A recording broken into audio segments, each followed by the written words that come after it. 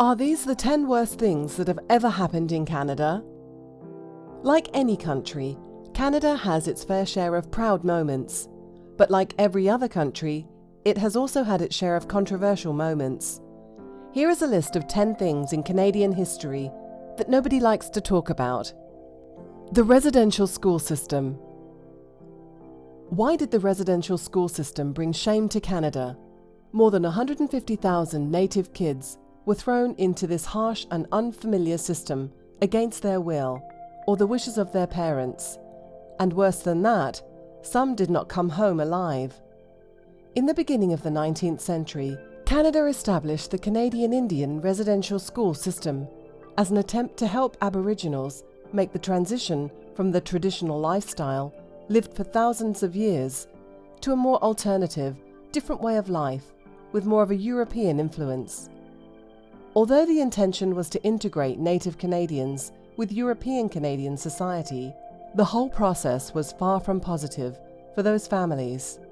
Thousands were separated from their families and communities, and the government has been accused of cultural genocide for the policy of not tolerating any Native culture.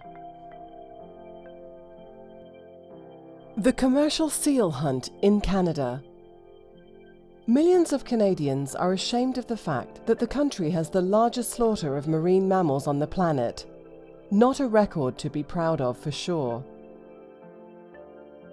In the past 4 years, the hunt increased tremendously, although the global demand for sea products has decreased around the world, attributed mainly to the 2009 ban on seal products in the European Union.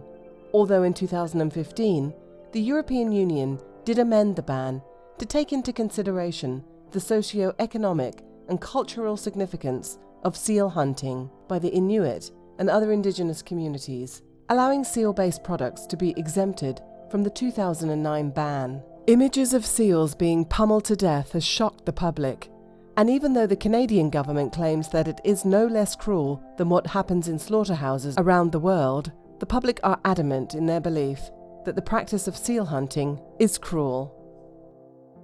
The expulsion of Japanese Canadians in 1942.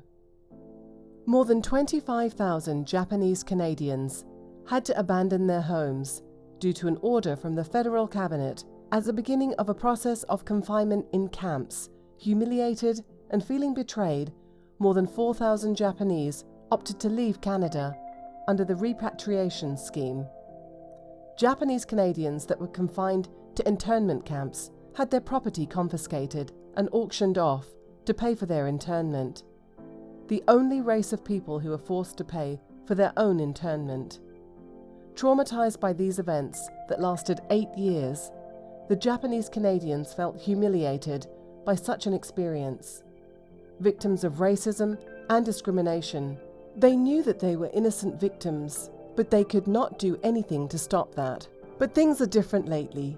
Discrimination has considerably decreased, and Japanese Canadians are now viewed no differently than anyone else. They are seen as well-educated, hard-working, and integrated into Canadian culture while keeping their own tradition. The ban on Black immigrants in 1911.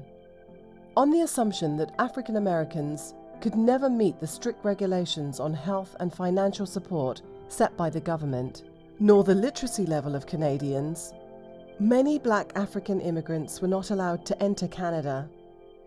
When the Immigration Act was passed, it gave the government total power to regulate immigration in council, i.e. on whim, with prohibitions of immigrants belonging to any class, occupation, or character unsuited to the climate or requirements of Canada. Another order in council was released in order to discourage any Black immigrant to move to Canada. Lake Ontario's pollution. Home and source of drinking water for more than 9 million people, Lake Ontario has suffered from pollution from human activities, resulting in the extinction of species of fish, among other environmental issues. But many feel the fish that would normally be eaten by the population are now considered inappropriate and dangerous, as several tests are performed regularly and samples of phosphorus, dioxins, and other toxins have been found in species such as salmon and trout. Because of mercury, thousands of kilos of fish are not available for consumption.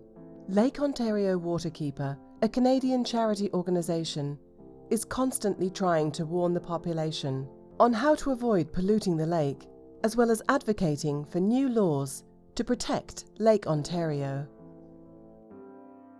Robert Pickton.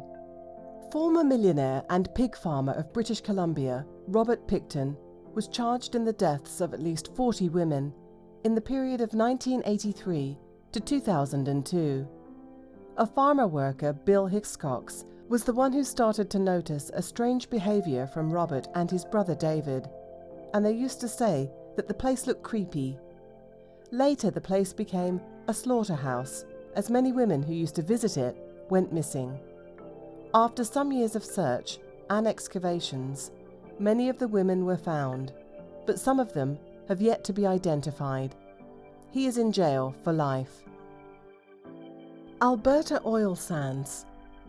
A very damaging way of extracting oil from the earth was adopted by Canada, while the world is searching for alternative fuel sources for the future. The Alberta Oil Sands, located in northeast Alberta, is big business for the Canadian economy. But according to the environmental organizations, it is simply a huge industrial waste area, risking the lives of thousands every day. Export of asbestos. Although the whole world is aware to the fact that asbestos is dangerous and can cause diseases such as lung cancer and deaths of thousands per year, until 2012, the Canadian mines were still exporting the product to the world. Most of it was shipped to India, over 45%, and the rest to other Asian countries, with a total production of 10% of the world amount. Asbestos is still legal to sell in Canada. Internment camps of World War I and World War II. When we talk about the Great Wars, we first think about Europe and Germany especially. But Canada had a variety of camps built to detain people for their way of life. As there were many immigrants in the country, many were accused of being spies, just because they were not Canadian. For example, thousands of Ukrainian Canadian men were moved to one of the 20 internment camps around the country, and later on they were used for forced labour. Some were sent to Nova Scotia, and later on deported. Eugenics. At the beginning of the 20th century, a very controversial movement started to rise, based on the idea of human race improvement. Those who believed in such a theory claimed that the genetic composition of individuals should be studied and manipulated in a way that the new immigrants who were coming to the country would not be responsible for polluting the national gene. With this in mind, many Chinese and Japanese were banned from the country.